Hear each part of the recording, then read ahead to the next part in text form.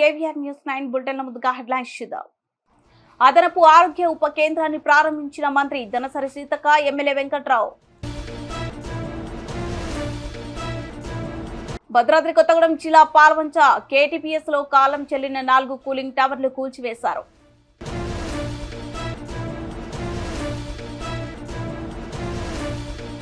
SC వర్గీకరణ తీర్పును పునఃపరిశీలించాలని కోరుతూ ఖమ్మం జిల్లా కలెక్టరేట్ ఎదుట తెలంగాణ మాల మహానాడు ఆందోళన.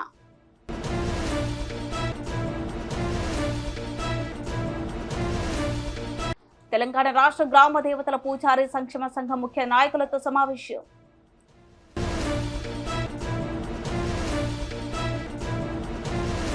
మెట్పల్లి మున్సిపల్ కార్యాలయం ఆధ్వర్యంలో తెలంగాణ రాష్ట్ర ప్రభుత్వం స్వచ్ఛదనము పచ్చదన కార్యక్రమం.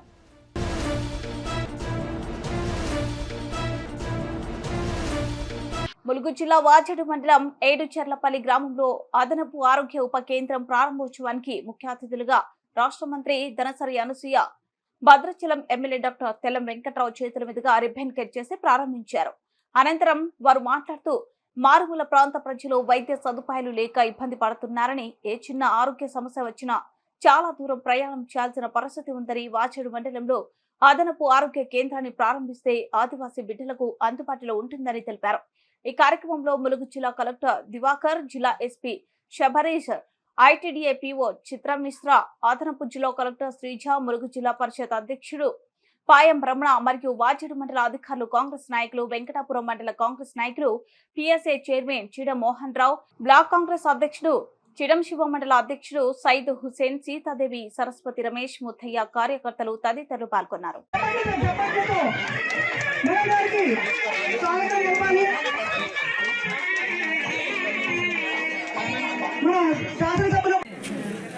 ఫస్ట్ మనం చిన్నపాటి ఒళ్ళు నొప్పులకి జ్వరాలు పని చేస్తాయి కదా. అందరికి నమస్కారం. దయచేసి అందరు కూర్చోగలరు. మినిస్టర్ గారు అంత ఒక 10 నిమిషాలు వస్తున్నారు. అందరు కూర్చోవాలి. ఒక 10 నిమిషాల్లో మంత్రివర్యులు వస్తున్నారు.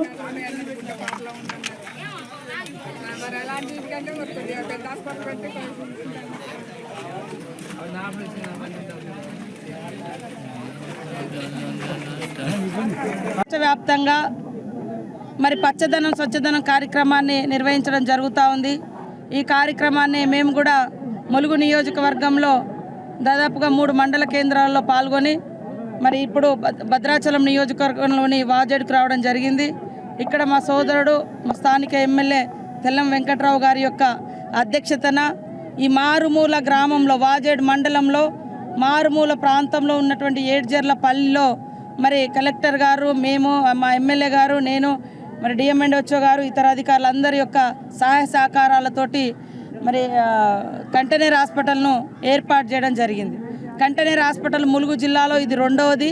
ఫస్ట్ తాడ్వాయి మండలం మరి పోచాపురంలో ఏర్పాటు చేసినాం. తర్వాత ఇక్కడ వాజేడు మండలంలో ఏర్పాటు చేయడం జరిగింది.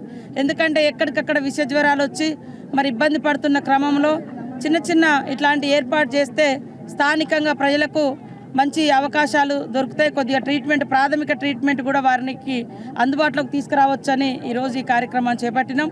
ఒక దిక్కు కంటైనర్ హాస్పిటల్ కానీ, మరొక దిక్కు పండ్ల మొక్కల పంపిణీ కానీ, అదేవిధంగా మరి పచ్చదనం స్వచ్ఛదనం ర్యాలీలు కానీ ఇవన్నీ కూడా ఈరోజు నిర్వహించడం జరిగింది. చాలా అద్భుతంగా జరుగుతుంది. ఈ కార్యక్రమంలో ప్రజలందరూ కూడా పాల్గొని ఈ 5 రోజులు స్వచ్ఛదనం పచ్చదనం కార్యక్రమాన్ని సక్సెస్ చేయాలని, ఊరూరా మరి మొక్కలు పెట్టండి, అదేవిధంగా నీట్నెస్ మెయింటైన్ చేయండి, ఇంటింటికి వీలైనంత వరకు 6 మొక్కలు పెంచుకోండి, వాటి ద్వారా ఆరోగ్యాన్ని రక్షించుకుందాము. మరి ఏది పడితే అది ఇవాళ గ్రామాలకు వచ్చి ప్లాస్టిక్ కానీ, అదేవిధంగా రసాయనకు సంబంధించినటువంటి పండ్లు కానీ, లేదా తిండిలో కూడా రసాయనాలు వాడినటువంటి తిండి కడుపులో పోవడంతో అనేక రకాల అనారోగ్యాలు పాలవుతున్నారు. స్వచ్ఛమైన గాలి కూడా దొరకడం లేదు చెట్లు లెక్క. అవన్నీ కూడా మనం సాధించుకుంటే మన ఆరోగ్యం బాగుంటుంది. అందుకని ప్రతి ఒక్కరు కూడా స్వచ్ఛదనం పచ్చదనం పాటిస్తే మన ఆరోగ్య ధనం ఉంటుంది, మన ఊరు కూడా మరి ధనవంతంగా ఉంటుందని మరి తెలియ. భద్రాద్రి కొత్తగూడెం జిల్లా పాల్వంచ కేటీపీఎస్ లో కాలం చెల్లిన 4 కూలింగ్ టవర్ల కూల్చివేశారు. 102 మీటర్ల ఎత్తులో ఉన్న కూలింగ్ టవర్లను ఇంప్లోజన్ టెక్నాలజీ ద్వారా కూల్చివేశారు. దేశ చరిత్రలోనే ఎత్తైన టవర్లను కూల్చివేసిన సంఘటన అరుదైన ఘట్టం. జెన్కో అధికారుల పర్యవేక్షణలో కూలింగ్ టవర్లను కూల్చివేశారు.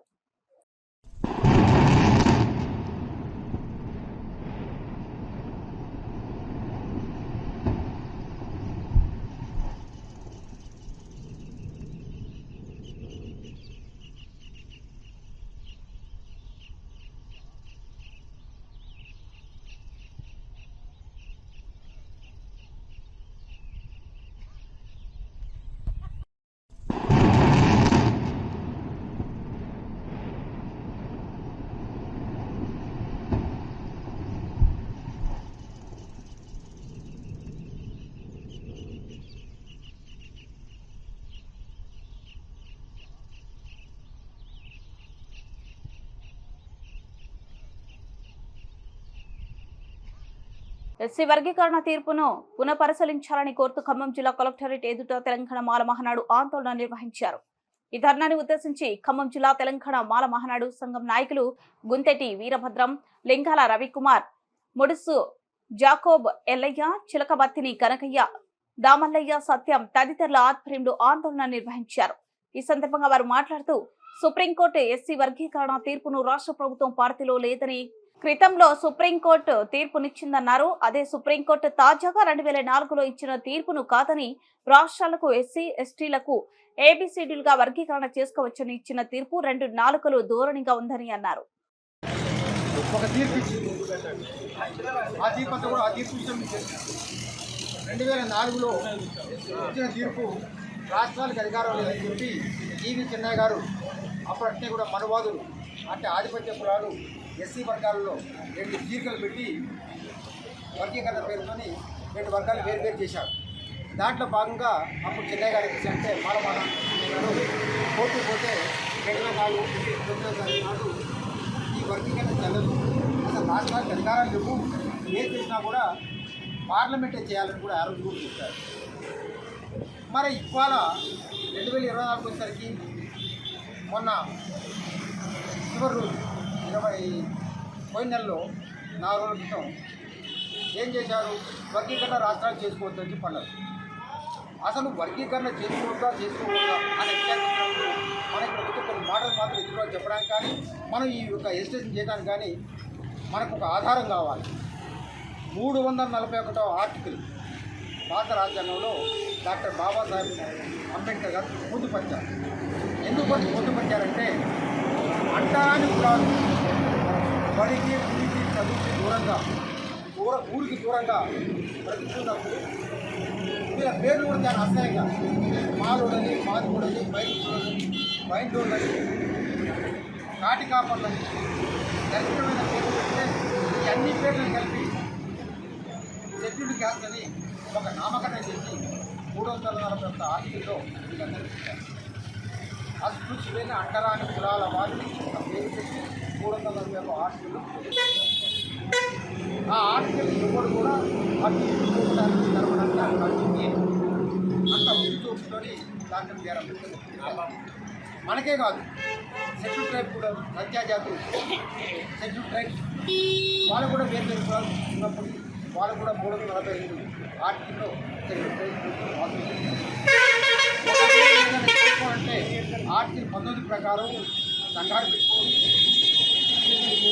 దాని బాధలు చెప్పొద్దని ఆర్టికల్ 19 మరి ఈ యొక్క పాత రాజ్యాంగంలో పొందుపరిచిన ఈ ఆర్టికల్ పొందగలుగుతూ ఈ సుప్రీంకోర్టు ఇలాంటి తీసుకెళ్ళామంటే ఇంతవరకు సుప్రీంకోర్టు ఇప్పుడు చేసి సుప్రీంకోర్టు అంటే దీంట్లో మదరాబు ఏంటంటే మన అణగాధ కులాలు మన కాన్సరాలు చెప్పినట్టు ఖచ్చితంగా వీళ్ళు చెట్లకి కాళ్ళు పట్టుకోవడం ఆగలిపోవడం ఎంత చేయాలో అది బయట బయట ఏసీ డబ్బులు ఎంత కూడా చింపిరి పంపి చేస్తూ ఈ యొక్క మనువాదులతో అసలు వాళ్ళకి మనకు ఉత్తరించిన కులాలు అలాంటి మనువాదులతో వీళ్ళు ఎట్లా కలిసిపోతారు, వీళ్ళు ఎట్లా అంబేద్కర్ బాధలు నిజంగా మీరు అంబేద్కర్ బాధలేనా, అంబేద్కర్ ఉంటే వీళ్ళకి అర్థమైందా? మరి అట్లా కాకుండా వీళ్ళు ఏం చేస్తుండ్రు, వాళ్ళతో కలిసి ఇవాళ జడ్జిమెంట్ వచ్చిందంటే ఇవాళ 7 6 ఒకే రకం ఇచ్చారు, ఒకరు ఒక తీరు ఇచ్చారు. ఈ జడ్జిమెంట్ మాత్రం ఏంటంటే ఖచ్చితంగా ఆధిపత్య కులాలు ఎవరైతే అధికారులు ఉంటో అధికారం ఉన్నవాళ్ళు ఖచ్చితంగా దీన్ని మేనేజ్ చేసి తీర్పే తప్ప దాంట్లో న్యాయం లేదని ఛాన్స్ పడుతుంది తప్ప. అసలు మన అంటరాంతనానికి ఏమైనా ప్రమాణం ఉందా? 10 గోళ్ళ కింద మూరడు, 4 గోళ్ళకి జానుడు, ఇప్పుడు బాడైనా ఉందా? అందరూ అంటరాని వాళ్ళకి వాళ్ళే కదా. మరి దీంట్లో దీంట్లో వాళ్ళకి కట్టేంటి, మన వర్గీకరణ ఏంటి అంటే వాళ్ళు చేసి కూడా కరెక్టే. ఎంత కరెక్ట్ అంటే వాళ్ళు 4 రోజులు అధికారులు ఉన్నారంటే మన వాళ్ళు ఈ మోడీ లాంటి వాళ్ళు ఇక్కడ రవంత్ రెడ్డి దీనికి తెలిసినట్టు మాట్లాడతాడు. అది పాదరాజ్యం తెలిస్తే చదివితే ఇట్లా మాట్లాడు. దేశంలో ఎక్కడ లేదు, మొత్తం మీరే అమలు చేస్తాడు. దీనికి వచ్చిన అధికారం ఎందుకుంది? ఈశ్వరుడి పని చేయమన్నా ఉల్టా పట్టా పని చేయమన్నా ఎందుకుంది? 3 ఆర్టికల్ ఉంది. ఆర్టికల్ ఏం చెప్పారో చదవండి. విడదీయడం కాదు, కలిసి ఉండాలి. కలిసి ఖచ్చితంగా మనకి రావాల్సినది సాధించుకోవచ్చు. ఇవాళ మనకి 15% రిజర్వ్ ఇచ్చే మనకి ఎస్సీలకి 7% ఇచ్చారు, బీసీలకి 32% ఇచ్చారు. మొత్తం కట్టి 50% రిజర్వేషన్ అవుతుంది. మిగిలిన 50 ఇంకా 10% ఈ ఎకనామికల్ బ్యాక్వర్డ్ అని ఆధిపత్య కులాలు తీసుకుంటారు. ఎన్ని బొంగ మిగిలిన 40 రూపాయలు 40 అప్పనంగా ఎవరు తీసుకుంటారంటే ఈ ఆధిపత్య కులాలు తీసుకుంటారు. వాళ్ళ జనాభా ఎంత? 107 మంది జనాభా. 107 మందికి ఉన్నోళ్ళేమో 40% రిజర్వేషన్ అనుభవిస్తుంది. 190 మంది ఉన్నోళ్ళేమో ఎంత? 190 మంది. SC, ST, BC, minority, economically backward అంతా కలిసి వచ్చేది ఉంటే 50%. అంటే ఇంత దుర్మార్గం దొరుకుతున్నా కూడా మన కళ్ళుండి కూడా మనకి చెప్తాను. ఎందుకంటే మనం నిజాన్ని కనుక చెప్పకపోతే నిజమే కొద్దిగా అబద్ధం అయిపోతుంది. ఇవాళ ఏం చేస్తాం? నిజాన్ని కూడా అబద్ధం అని చెప్పి పాలకులు ప్రచారం చేస్తాం. అందుకోసం మనం ఏంటంటే ఇప్పటికైనా ఎవరు దీంట్లో గొప్పలు లేవు. అందరం కూడా మన జాతి ముందుకు పోవాలి. జాతి అంటే మనం 59 కులాలు లేదు, ఒక మాదిగ మాలే కాదు, 59 కులాలు అందరికీ అందుకొచ్చున్నాం. అరే చాలా చక్కని స్టేట్మెంట్ సుప్రీంకోర్టు.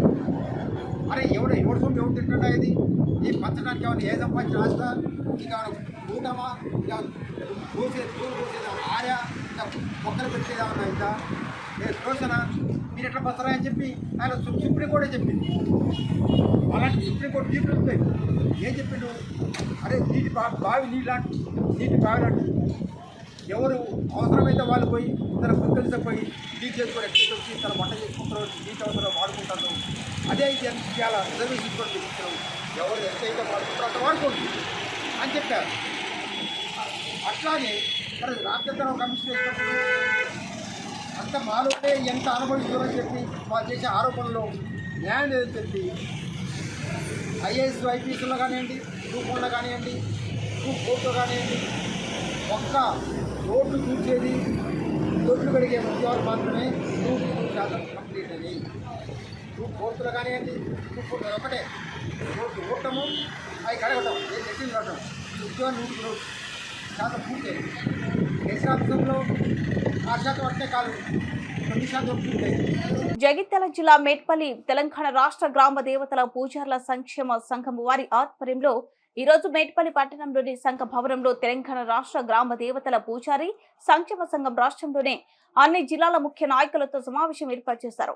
ఈ ముఖ్య సమావేశంలో రాష్ట్ర అధ్యక్షులు ద్యావతి జంగ గంగాధర్ మాట్లాడుతూ తెలంగాణలోని అన్ని గ్రామాల గ్రామ దేవత పూజారులను గ్రామ ప్రధాన పూజారులు గుర్తించి వేతనాలు ఇవ్వాలని, అలాగే హైదరాబాద్ లోని అన్ని జిల్లాలలో స్థలాలు మరియు సంఘ భవనాల నిర్మాణం నిధులు మంజూరు చేయాలని, అలాగే ఇప్పుడు దేవత పూజారులుగా ఉన్న వారిని గుర్తించి వారికి రుణ సౌకర్యం కల్పించాలని, అలాగే ఈ కుల వృత్తులను రాష్ట్ర ప్రభుత్వం గుర్తించి ఇన్సూరెన్స్ పథకం వర్తింపచేయాలన్నారు.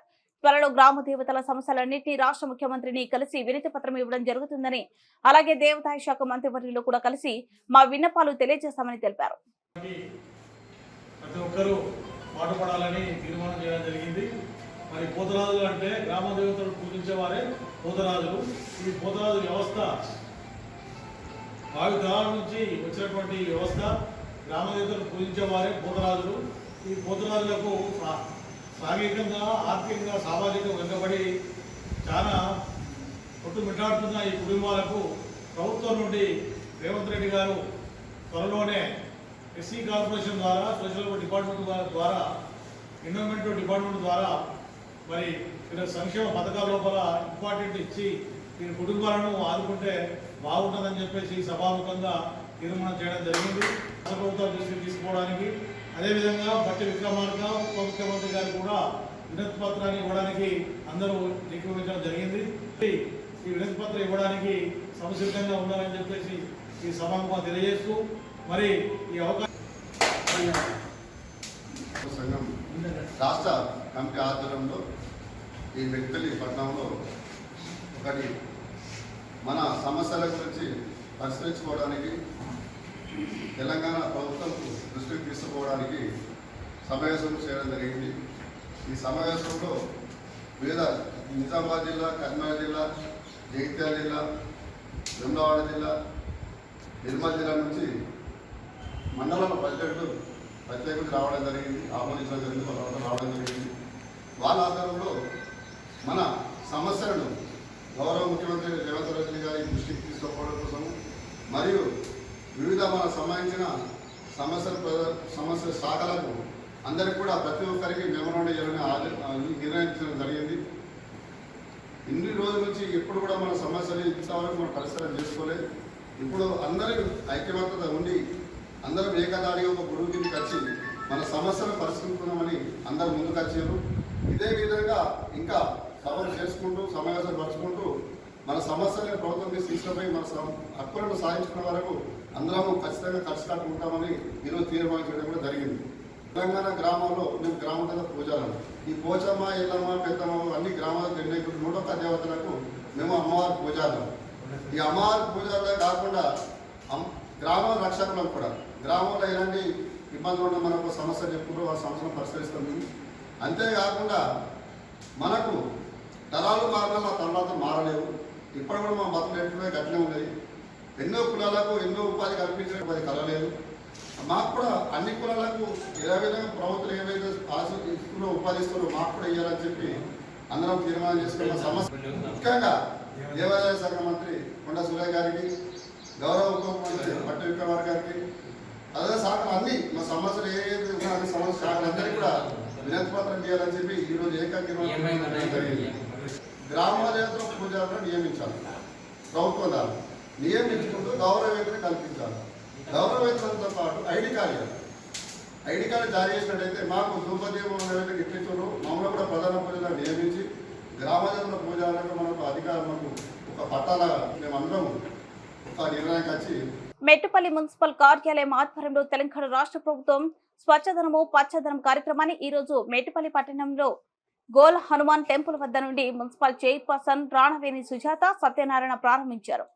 అనంతరం మున్సిపల్ చైర్పర్సన్ రాణవేణి సుజాత సత్యనారాయణ మాట్లాడుతూ తెలంగాణ ప్రభుత్వము స్వచ్ఛదనము పచ్చదనం కార్యక్రమం ప్రారంభించడం చాలా మంచి కార్యక్రమాన్ని ఇది ప్రజలు గ్రహించాలని, మన ఇంటిని మనమే శుభ్రం చేసుకునే విధంగా మన ఇంటి పరిసరాలలో శుభ్రమైన వస్తువులలో నీరు ఉన్న తొలగించాలని, ఇంటి పరిసరాలలో ఇంటిలో చెత్త చెదారాలు లేకుండా తొలగించి ప్రతి ఒక్కరూ వారి ఇంటి స్వచ్ఛదనమును కార్యక్రమంలో పాల్గొని దోమల బెడద లేకుండా చేయాలని, దోమల ద్వారా డెంగ్యూ, మలేరియా, జ్వరాలు, విషపూరితమైన రోగాలు వస్తున్నాయని రాకుండా ఉండాలంటే దీనికి మనం స్వచ్ఛదనం పచ్చదన కార్యక్రమంలో పరిశుభ్రత మన ఇంటి పరిశుభ్రంగా ఉంచుకోవాలని అన్నారు. ప్లాస్టిక్ కవర్ వాడకు అంటే ప్రాణాలు తీయకు అనాలా? ప్లాస్టిక్ కవర్ వాడకు, ప్లాస్టిక్ కవర్ వాడకు, ప్లాస్టిక్ కవర్ వాడకు. పచ్చదనం పచ్చదనం పచ్చదనం పచ్చదనం పచ్చదనం ప్రకృతి పచ్చదనం కార్యక్రమం ఈరోజు నుంచి అమలవుతుంది. ఈ కార్యక్రమంలో కూడా గ్రామ ప్రజలందరూ అనారోగ్య బారిన పడకుండా నీటి శుద్ధి కానీ డ్రైనేజ్ సమస్యలు కానీ ఏదున్నా కానీ చెత్త చెదారం మనం ప్రజలను కూడా వారికి మున్సిపాలిటీ వాడుగా మనం సహకరించవలసిన అవసరం. మనమే అనారోగ్య బారిన పడం కాబట్టి మనవంతు సహాయం కూడా మనం అధికారులకు ఇవ్వాలని ప్రజలందరికీ వేడుకుంటున్నాం. ఎందుకంటే ఈ రోజులలో అనారోగ్య సమస్య తీవ్రమవుతున్నాయి కాబట్టి మన జాగ్రత్తలు మనం ఉండాలని కోరుకుంటున్నాం. అలాగే ఈ మధ్యనే హైకోర్టు ఇచ్చిన సూచన మేరకు వీధి కుక్కలను వాటి సంరక్షణ కార్యక్రమానికి తీసుకెళ్ళమనగానే రాష్ట్ర ప్రభుత్వం కూడా దానికి స్పందించి వీధి కుక్కలను కూడా వాటి సంరక్షణ కేంద్రాలకు తరలించి పని ప్రభుత్వ ఆదేశాలు కాబట్టి వాటి అలాగే పట్టణ అభివృద్ధి కొరకు శ్రీ జువాడి నరసింహారావు కాంగ్రెస్ పార్టీ ఇన్ఛార్జ్ నియోజకవర్గ ఇన్ఛార్జ్ జువాడి నరసింహారావు గారు పట్టణ ప్రగతి కొరకు నిధుల కొరకు ప్రయత్నం చేసి పురపాలక సంఘానికి శ్రీ జువాడి నరసింహారావు గారు త్వరలోనే అభివృద్ధి పనులకి మనం మంత్రి గారితో ఉత్తమ్ కుమార్ రెడ్డి గారితో చర్చించడం జరిగింది. అలాగే ఒక 4-5 రోజులలో కూడా రవాణా శాఖ మంత్రి పొన్నం ప్రభాకర్ రెడ్డి గారు కూడా మెట్పల్లికి చేస్తున్నాం. అలాగే మెప్మా బిల్డింగ్ మరియు గ్రంథాలయ బిల్డింగ్ ప్రారంభోత్సవానికి గౌరవనీయ రవాణా శాఖ మంత్రి పొన్నం ప్రభాకర్ గారిని జువాడి నరసింహారావు ఆహ్వానించడం ఒక వారం లోపల కూడా మంత్రి గారు వస్తారని ప్రజలందరికీ తెలియదు. బులెటిన్ ముగించే ముందు హెడ్లైన్స్ మరోసారి. అదనపు ఆరోగ్య ఉప కేంద్రాన్ని ప్రారంభించిన మంత్రి దనసరి సీతక్క, ఎమ్మెల్యే వెంకట్రావు. భద్రాద్రి కొత్తగూడెం జిల్లా పాల్వంచ కేటీపీఎస్ లో కాలం చెల్లిన 4 కూలింగ్ టవర్లు కూల్చివేశారు.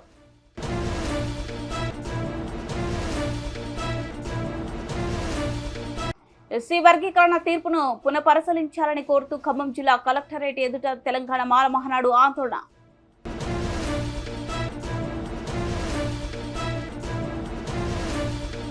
తెలంగాణ రాష్ట్ర గ్రామ దేవతల పూజారి సంక్షేమ సంఘం ముఖ్య నాయకులతో సమావేశం.